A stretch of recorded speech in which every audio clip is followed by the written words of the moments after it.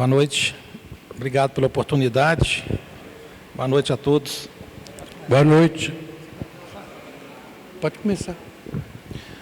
Então, eu vou começar, gente, com uma questão que é muito demandada, estava aqui a pergunta e eu trouxe ela também.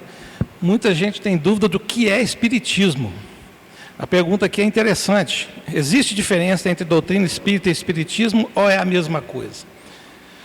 Antes de responder, eu vou trazer um conceito de espiritismo que eu gosto muito, que é desses nossos palestrantes maravilhosos que a gente tem Brasil afora, né? Que é a Nete Guimarães, eu acompanho ela há muitos anos. E ela trouxe um conceito de espiritismo que para mim é o mais completo que eu vi até hoje, que é filosofia com bases científicas e consequências ético-morais. 3 partes. Espiritismo e doutrina espírita é a mesma coisa. O que é filosofia? Filosofia, o conceito que eu acho mais bonito é do amor ao saber, o amor ao conhecimento. Filosofia nos leva a ser seres pensantes, que questionam, que não aceitam qualquer tipo de resposta, que não aceitam qualquer tipo de situação. E a doutrina espírita, na sua filosofia e na sua literatura, elas são muito esse conceito de amor ao saber. A segunda parte fala com bases científicas. O que é isso? Fé raciocinada, base científica, ciência está à frente.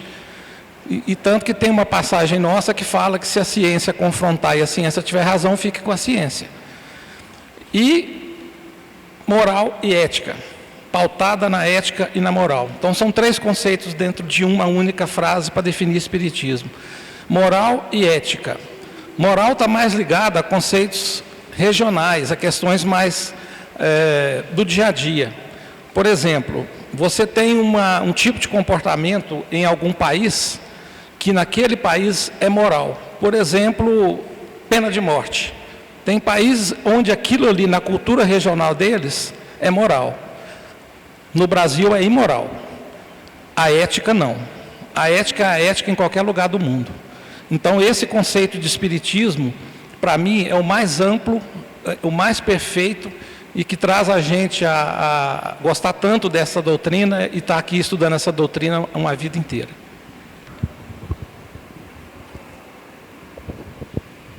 Prontinho? Boa noite, pessoal. Eu adorei uma pergunta aqui.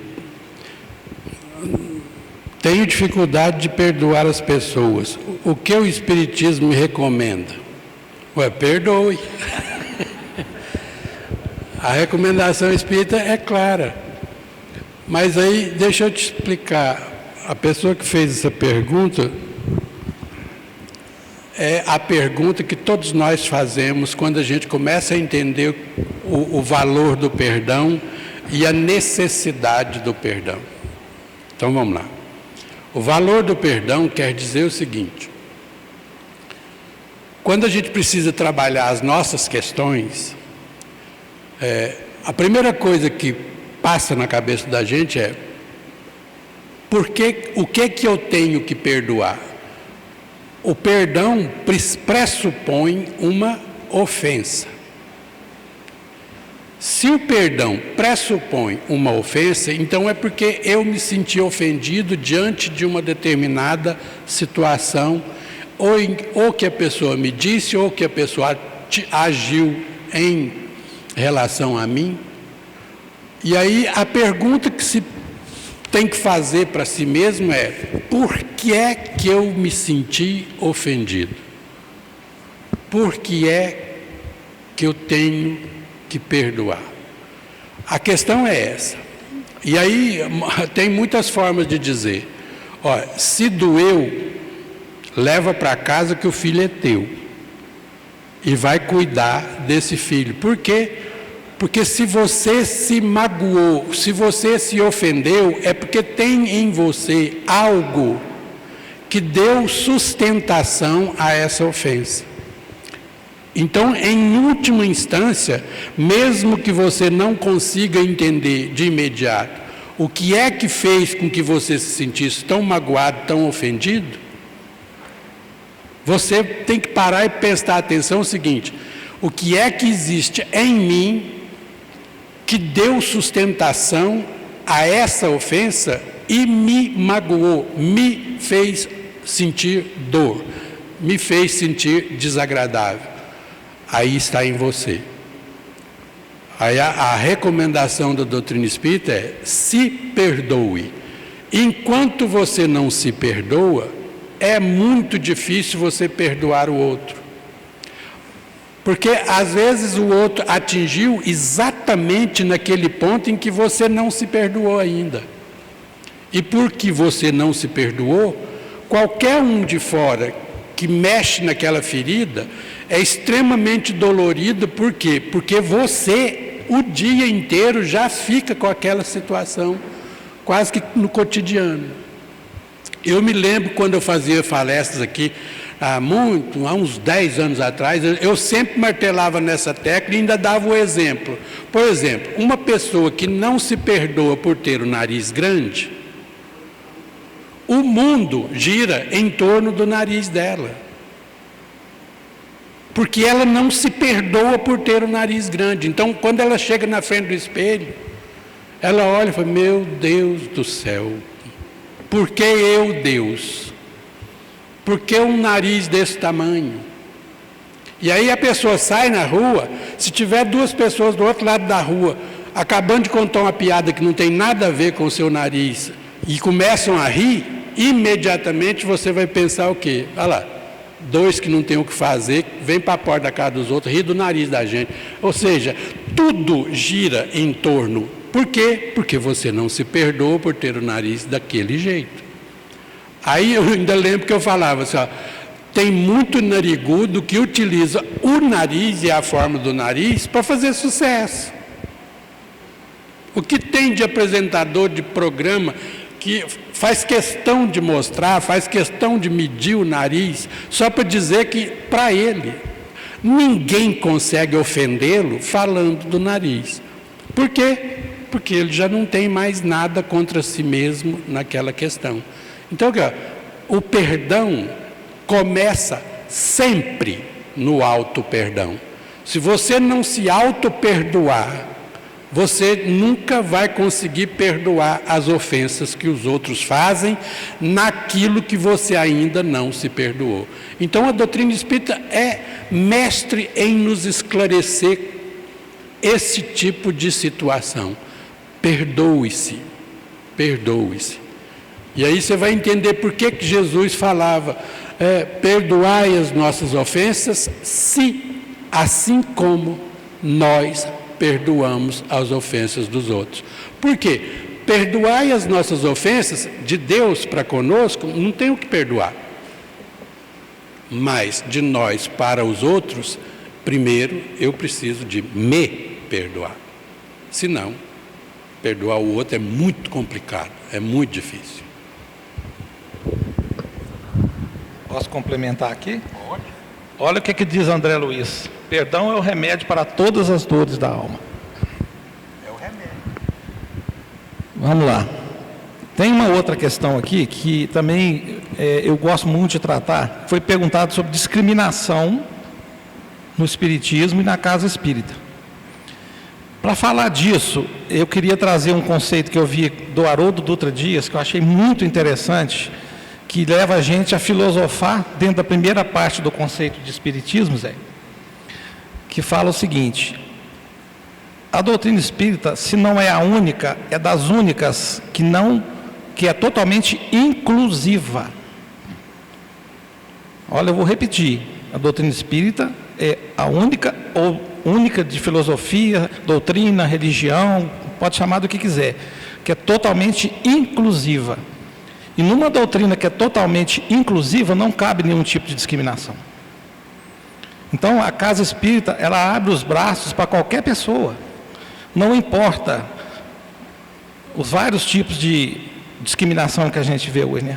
Racismo, homofobia, misoginia, transfobia, aporofobia, preconceito de religião, principalmente de religião de matriz africana.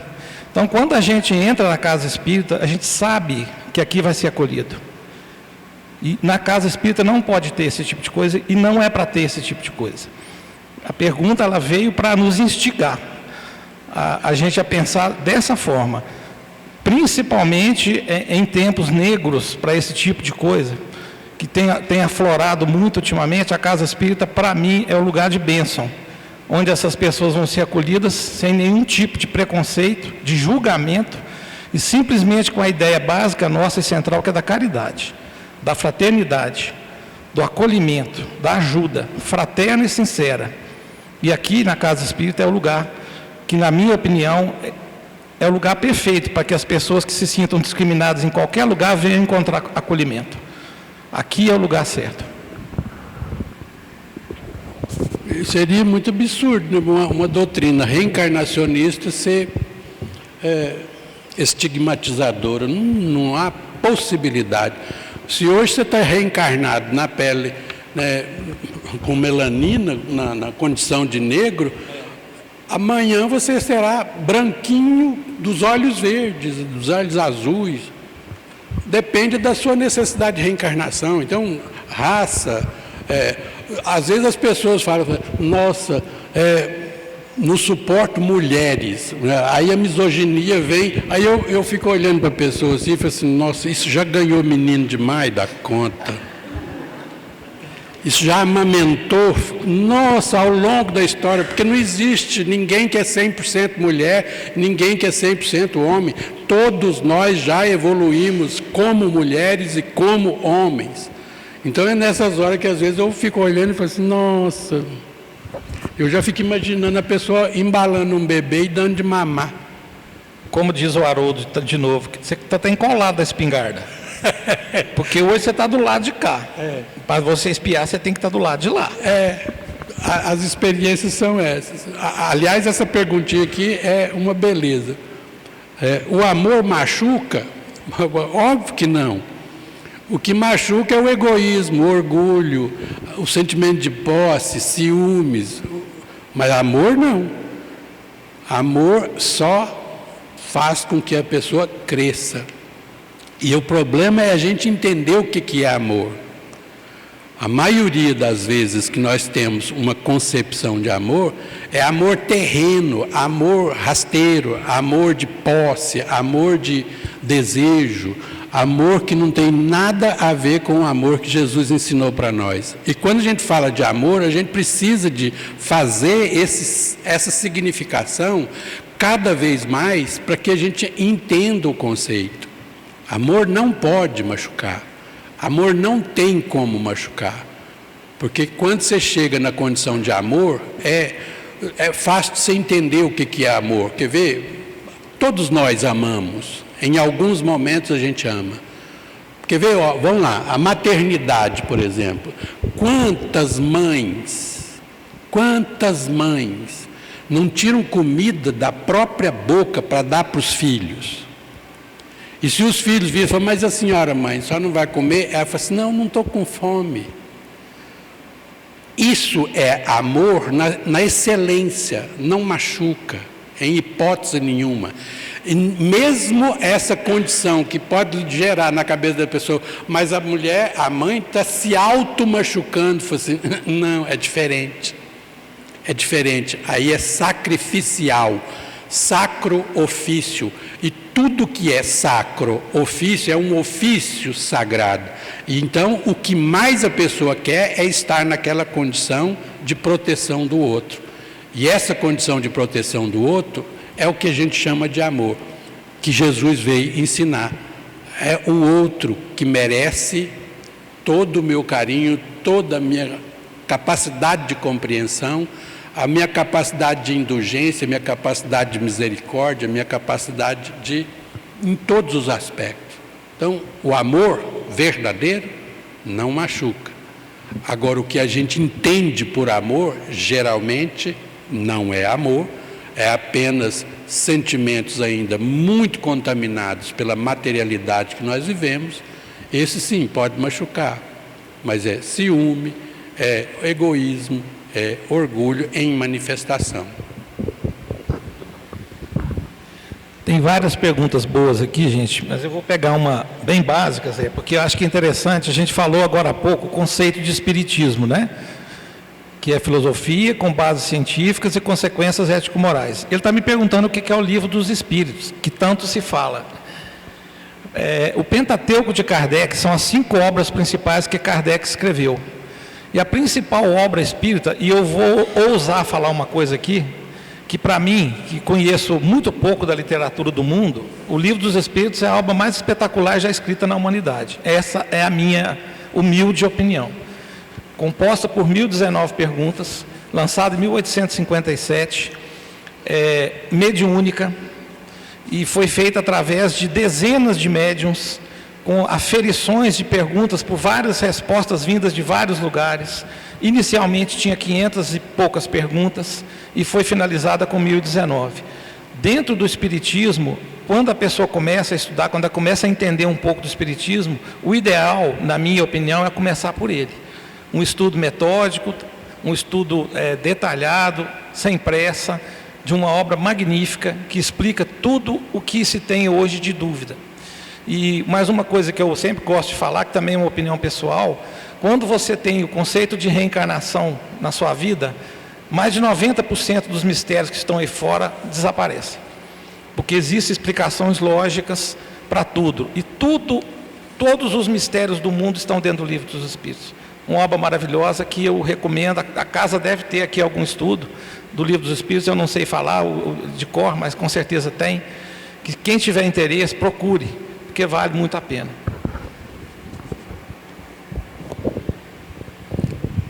Perguntinha boa. Boa noite. É possível uma criança nascer com depressão? Se sim, por quê? Não sei.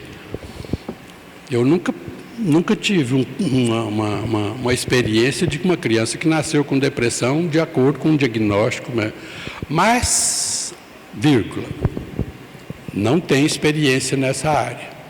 Mas aqui, analisando sobre o ponto de vista espírita, do estudo, da lógica do espiritismo, o espírito que está reencarnando, ele pode trazer os resquícios, aquilo que a gente chama, que o André Luiz chamava de matriz kármica, né?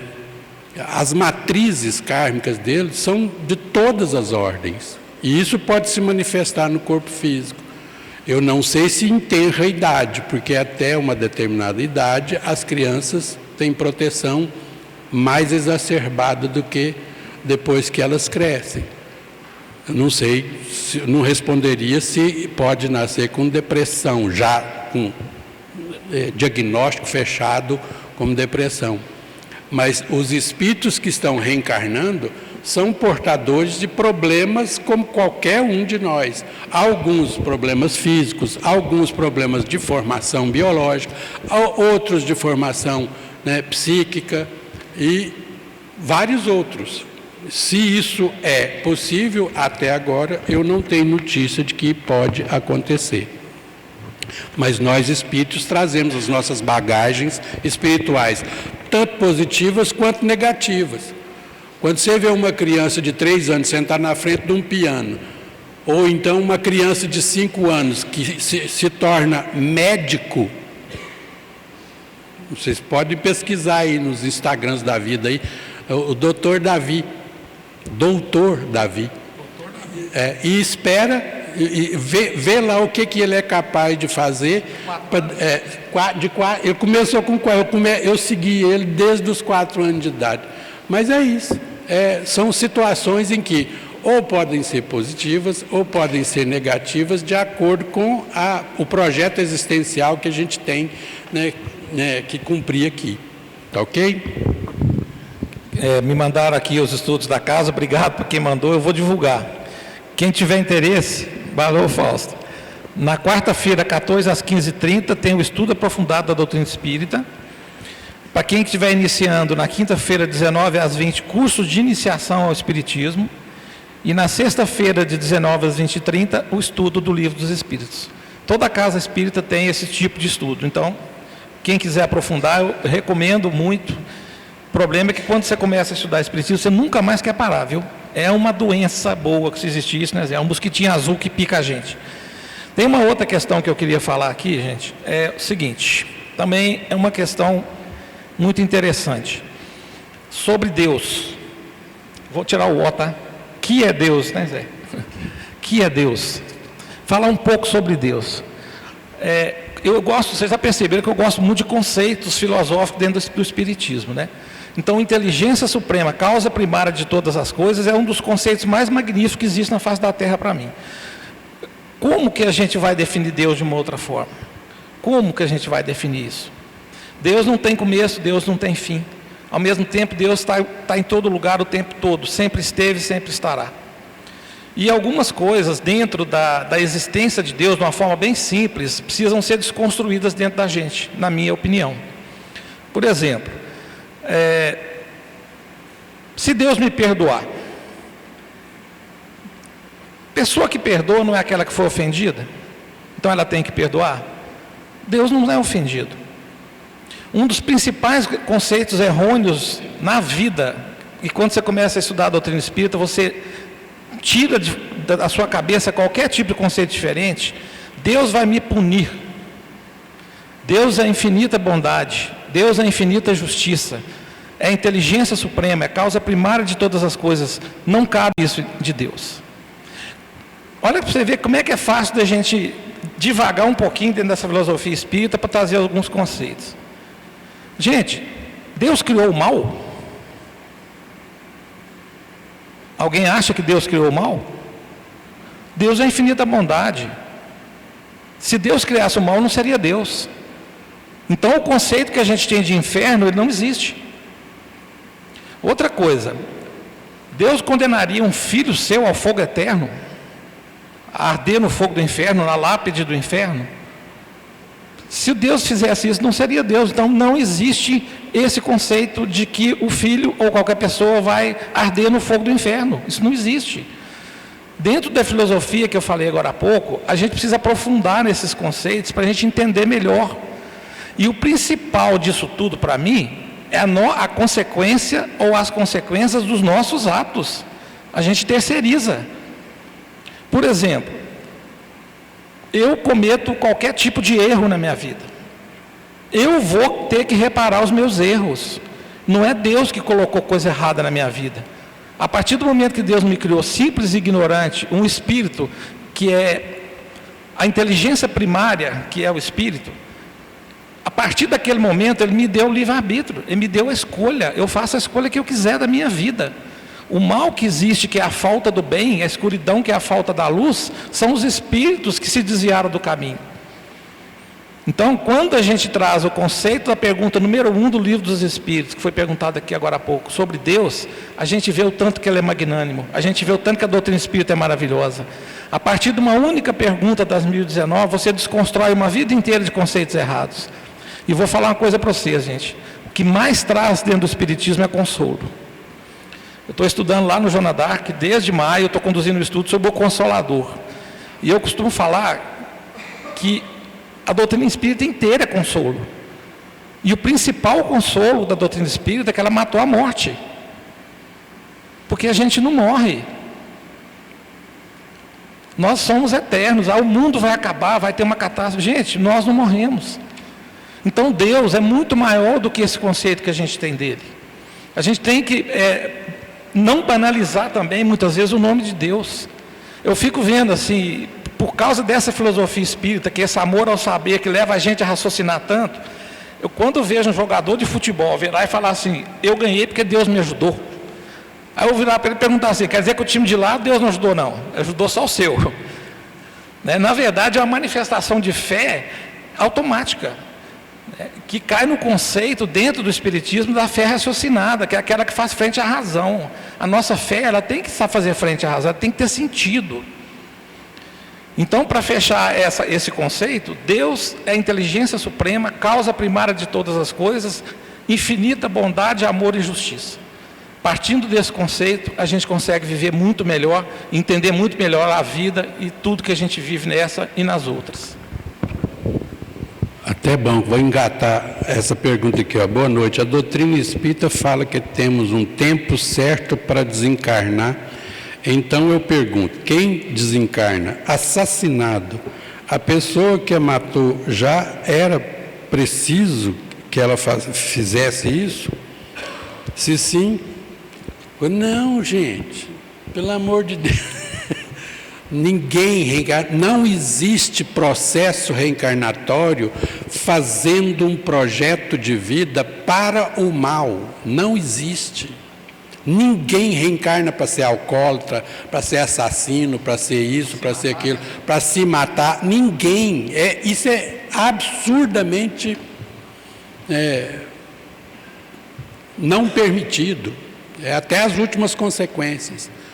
Só que nós temos o livre-arbítrio. E uma questão importante, as pessoas às vezes precisam passar por experiências violentas, porque elas acham que aquilo vai ajudá-las. Mas não é necessário. Não é necessário, nem isso é necessário. Porque se uma pessoa precisa de coisas violentas, né, ela poderia trocar muito bem isso para fazer o bem para as pessoas. A coisa mais difícil que tem no mundo espiritual, na hora da reencarnação, é que todo mundo quer reencarnar e para resgatar todos os débitos que tem, tudo de uma vez só. Aí os amigos espirituais que tomam conta do processo reencarnatório têm que ter uma paciência danada. Não, fica aí, né? Vamos pensar direito nisso aí. Vão resgatar um pouquinho de cada vez. E outra, não precisa, porque se você vai para ficar cego, estrupiado, em cima de uma cama, você vai dar trabalho para alguém. Você tem que arranjar alguém que topa fazer isso para você. Não é melhor você ir bonitinho, arrumadinho, com as perninhas boas, tudo arrumadinho, para que você possa ajudar outras pessoas que acham que tem que passar por esses processos? Então, nada é definido e cada dia que passa a gente vai compreendendo as leis divinas de tal forma que a gente percebe que essa lei de eu matei, eu tenho que morrer por ser assassinado, isso sai fora do esquema. Por quê? Porque não precisa. Se eu matei assassinado, eu vou fazer a vida de todas as pessoas que eu encontrar na vida muito mais feliz do que poderiam ser se não me encontrassem. É uma troca boa. Ao invés de eu me fazer sofrer, que não vai alterar em nada no processo da evolução, eu vou fazer as pessoas melhores, vou trabalhar, vou para dentro de um centro espírita e vou fazer todo tipo de trabalho que for necessário para manter o centro bonitinho, arrumadinho, trabalhando e fazendo todas as coisas que precisam ser feitas. Está vendo, cara? À medida que a gente vai evoluindo, esse é um pensamento que até no meados do século passado a gente ainda tinha, né? Se alguém pisou no meu pé, eu tenho que voltar e pisar no pé do outro, como se fosse uma lei de causa e efeito automática ainda, né? Sobre os resquícios do Velho Testamento, olho por olho, dente por dente. Não, não é assim não. Quanto mais a gente evolui, mais a gente descobre que a gente não precisa sofrer. Aliás, Jesus deixou isso claro para nós. Hora nenhuma Jesus cobra de alguém algum mal que ela faz. A pessoa erra à torta e à direito. Quando Jesus chega perto da pessoa e oferece, né, a disponibilidade, o que você quer de mim? A pessoa recebe o benefício por ela mesma, porque Jesus nunca vai falar que foi ele que fez alguma coisa, a tua fé te curou, e ele sempre vai dizer a palavra-chave, entendeu? Então vá e não peques mais, ou seja, não cometa os mesmos erros para você cair nos mesmos sofrimentos que você se impôs, porque você não precisa. Ao invés de sofrer, faça alguém feliz, faça alguém ficar mais feliz do que está, e aí pronto, assim a gente acaba com o sofrimento na terra, que é o que Deus quer. Deus só nos faz para ser felizes. A gente negar a felicidade é virar as costas para as leis divinas. É toda vez que a gente vira as costas para as leis divinas, a gente sofre. Por quê? Porque a gente quer ser infeliz ao invés de ser feliz, que é a única coisa que Deus colocou aqui para nós. Só a felicidade. Se a gente se afasta, é por nossa conta. Então, não há essa coisa de alguém tem que assassinar, alguém tem que... Não tem que nada. Jesus deixou isso claro quando ele diz: é necessário que haja o escândalo, mas aí daquele por quem o escândalo vem. Ou seja, está implícito aí. É necessário que haja o escândalo, por quê? Porque é um mundo de expiações e provas, é um mundo de falta de compreensão da realidade. Mas ai daquele que provoca o escândalo. Por quê? Porque ele vai ficar em maus lençóis consigo mesmo também.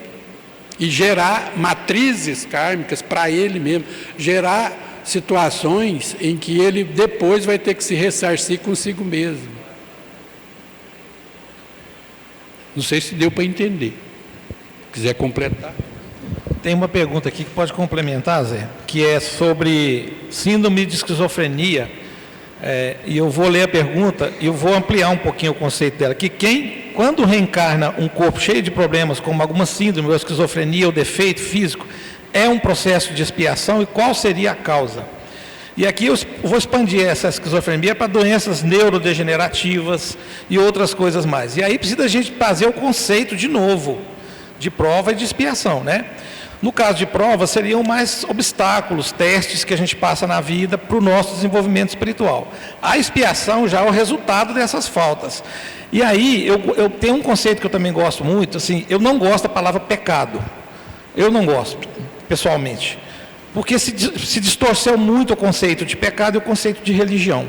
Dentro do Espiritismo, a gente tem o erro e a reparação. Olha como é que muda. Isso que o Zé falou aqui, que eu vou falar aqui, pode ser, você não pode cravar que toda situação é, realmente, no plano reencarnatório, uma condição de reparação. Às vezes, queria vir pior, aí a turma segurou, espera aí, vamos devagar. A gente vê expiações muito duras, que às vezes o espírito quer para poder, não, ele enxerga, ele viu o seu erro, ele quer reparar de uma vez só que se ele vier naquela condição, ele não vai conseguir. E aí vai interromper o processo de evolução dele. E, aliás, o nosso processo de evolução, ele começa quando a gente é criado. Quando Deus nos dá o livre-arbítrio e fala, vai. Ali começa o seu processo de desenvolvimento, a sua evolução. E dentro da filosofia espírita, a evolução é a mola mestra da nossa vida. Então, quando a gente tem uma situação muito difícil, uma expiação muito pesada, uma prova muito dura, pode ser sim uma questão dessa, que pode ter sido causada por alguma coisa de futuro. E dentro desse conceito de reparação, gente, não cabe olho por olho, dente por dente. Isso não existe. Você não vai reparar o erro cometendo o mesmo erro de novo. Aí você teria dois erros. Então, dentro da justiça divina, a justiça humana falha e falha muito, a justiça divina não.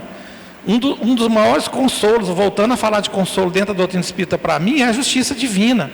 Porque às vezes a gente vê tanta injustiças acontecendo agora, por pessoas que às vezes não têm a menor noção do que estão fazendo, a menor noção, e elas, por não ter noção do que vai acontecer no futuro, estão fazendo errado no presente.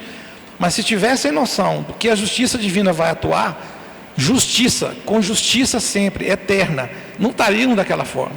Então isso que ele perguntou aqui, na minha opinião, pode sim ser um processo expiatório de reparação, para que no futuro a pessoa já passou por aquele processo e siga sua evolução em outras encarnações. E só para fechar, a gente tem na cabeça um conceito de que tudo acontece numa vida. Tem coisa que você não repara numa vida. Você não repara, você vai precisar às vezes de várias encarnações para que aquilo seja reparado. E aí você interrompe aquela existência, aquela vida com um tiro na cabeça, você interrompeu todo um processo que você tinha preparado no seu planejamento reencarnatório para aquela sua vida, e você tem que voltar e reparar novamente, e às vezes, como eu já vi muito em reunião mediúnica, que expressa literalmente o que está na obra espírita, que o espírito ele vem com aquilo na cabeça, e ele fica rememorando aquilo por anos e décadas, reparando muitas vezes, quando ele voltar com uma idiotia, com uma doença mental grave, com uma moléstia, porque no passado ele causou alguma coisa. Mas tem que ter muito cuidado para falar isso, para a gente não fechar um conceito que todo caso é assim. Cada caso é um caso, cada situação é uma situação.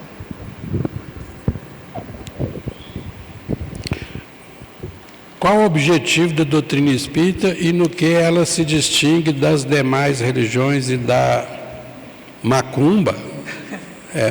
Acho que está escrito macumba, que é. A doutrina espírita, o objetivo da doutrina espírita é só esclarecer para nós, colocar às claras. Aliás, no processo do Consolador, em alguns aspectos, a gente percebe claramente que o Consolador prometido por Jesus, né, lá atrás, no futuro vou mandar um ajudador, um paráclito, um consolador, que vai fazer vocês lembrar do que eu estou falando para vocês e acrescentar muito mais coisas que vocês terão condições de entender. Aliás, quando a palavra consolar, eu entendi a palavra consolar, foi, nossa, explodiu a cabeça. Porque consolar é consolis, consol. Ou seja, consolar uma pessoa é colocar um holofote para iluminar o caminho dessa pessoa, para que ela entenda o que significa a realidade. Consolar significa isso. Então, a doutrina espírita, o papel fundamental dela é nos consolar a partir da compreensão do que é a vida futura, qual é a nossa relação com quem já partiu, como que a gente entende essas relações e ampliar todo o processo de compreensão das leis divinas, em todos os detalhes, por mais insignificantes que a gente pense que são, nesses aspectos de compreensão da lei divina. A única função da doutrina espírita é isso. Em relação às outras, aí você precisa de participar das outras para saber qual que é a função delas. Eu não tenho conhecimento, porque eu nunca participei, mas eu tenho a dizer que, na doutrina espírita, a função da doutrina espírita é só isso. Esclarece para nós o que é o cristianismo, qual é a mensagem que Jesus veio trazer, qual a mensagem que o pessoal todo do Antigo Testamento trouxe para nós, o valor de cada detalhe, o valor que nos esclarece, que nos ilumina a compreensão, para que a gente entenda todo o processo de evolução no qual nós estamos inseridos. É isso. A doutrina espírita, para mim, funciona como esse farol que ilumina.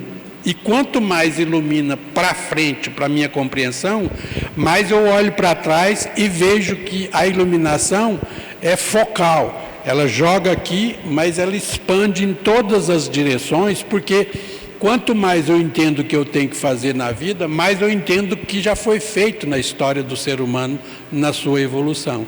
E aí fica muito fácil da gente entender como é que é viver a boa vida, a vida que vale a pena, a vida que tem sentido, a vida que nos faz um caminho mais feliz e mais tranquilo.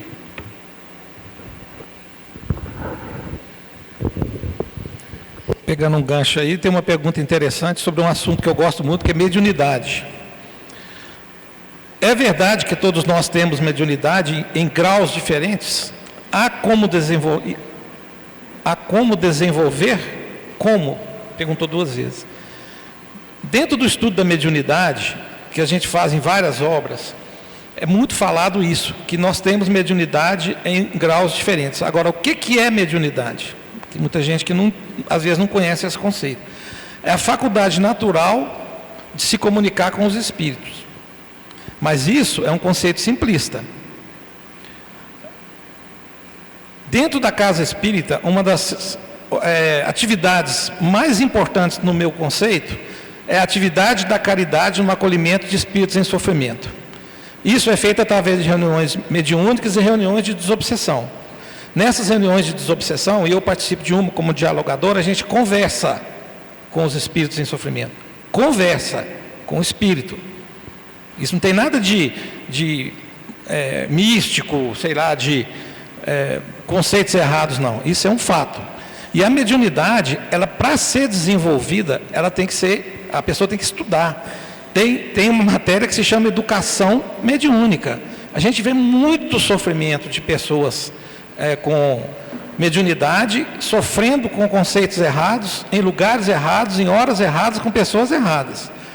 Eu já fiz estudos várias vezes sobre hospitais espíritas e hospitais psiquiátricos. Gente, tem muito médium dentro de hospital psiquiátrico sendo tratado com medicação. E a Anete mesmo, numa palestra dela, ela fala que quando o remédio psiquiátrico não funciona, é porque é espiritual. E aí, quando você aumenta a carga de psicotrópicos, de remédio para depressão, de remédio para dormir, para dopar, muita gente tem mediunidade.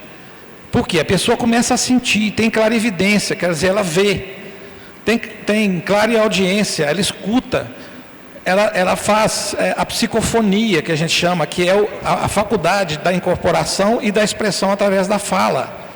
Ela faz a psicografia. Isso são coisas naturais. E o maior erro que se comete é achar que mediunidade é característica de espiritismo e de espírita. A mediunidade está espalhada para todo lado. Tanto que as nossas casas acolhem pessoas de diversas religiões o tempo inteiro que chegam com sinais de mediunidade.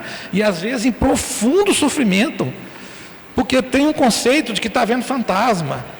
Tem um conceito que está louco, está ouvindo coisas e não é. Muitas vezes é mediunidade. E o que você faz na casa espírita com a mediunidade? Começa a estudar desde o início. Começa a entender o que é, começa a se conhecer, começa a entender todo aquele processo que você está vivendo. Estuda, educa, e isso vira um trabalho. Eu costumo dizer que a casa espírita tem 2 tipos de trabalho social. O trabalho social aqui, físico, de acolhimento, aqui tem vários, a gente participa de vários, com moradores de rua, com famílias carentes, atendimento fraterno, acolhimento fraterno, passe, e tem isso para quem é desencarnado. É o outro trabalho social que para mim a casa espírita faz. E é gratificante num nível que eu não consigo nem explicar. Você recebeu um espírito em sofrimento, que foi levado pela espiritualidade, porque você precisava daquele apoio. Através da mediunidade, ele se comunica, a gente conversa com esse espírito, tenta acalmar, tenta dialogar e levar aquele espírito para um lugar melhor. Reunião mediúnica de desobsessão é ponto-socorro, que vai ser levado para um hospital. Então a mediunidade é isso que está, esse conceito que tem, e quem tiver mediunidade, procure alguém da casa para poder estudar e se conhecer e desenvolver.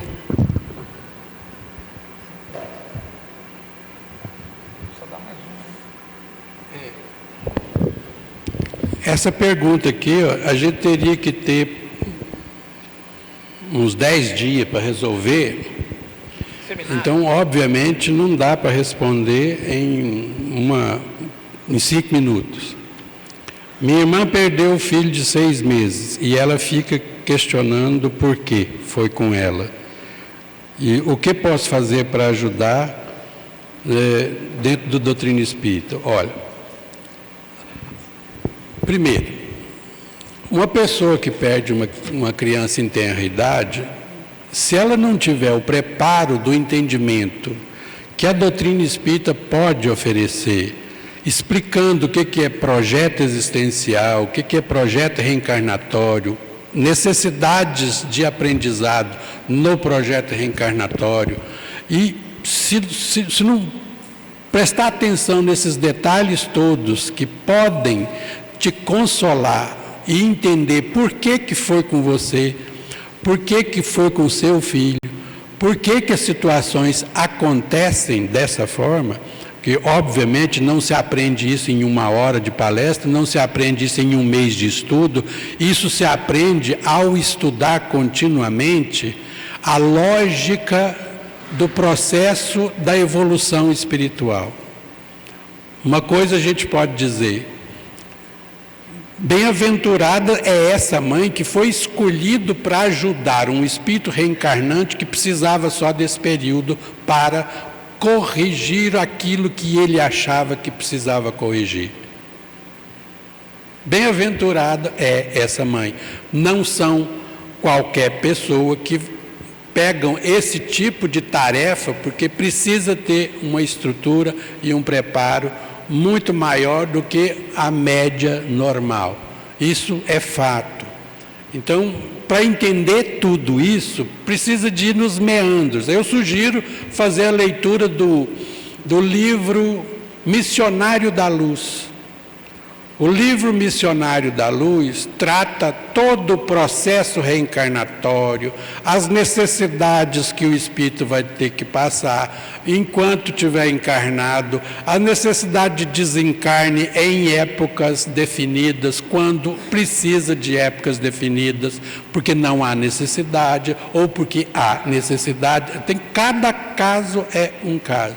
Então, se a pessoa tiver condições, leia ou procure ajuda na casa espírita de pessoas que já leram e que já entenderam, que são capazes de explicar em rápidas palavras para a pessoa o que significa o conteúdo do livro Missionários da Luz.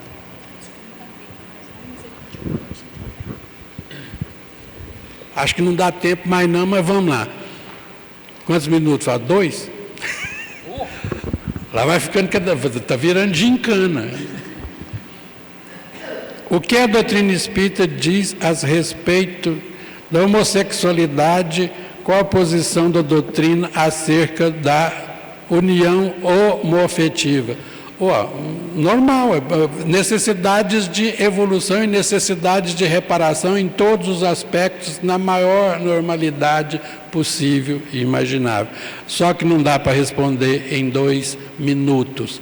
Aí, se vocês quiserem, por exemplo, tem um videozinho do Divaldo Franco explicando a respeito, tem um vídeo do Haroldo Dutra dito, tem um vídeo do Andrei Moreira explicando o processo. É só procurar no YouTube, fazer essa pergunta aqui para o YouTube, só que coloca a conotação espírita na frente, porque aí vai aparecer essas palestras e vocês vão ter o detalhe do processo todo da homoafetividade explicado, e às vezes é fácil de entender. Para quem já está no ramo, né, fica fácil de entender. São espíritos que necessitam passar por determinadas tarefas que a si mesmos se impuseram.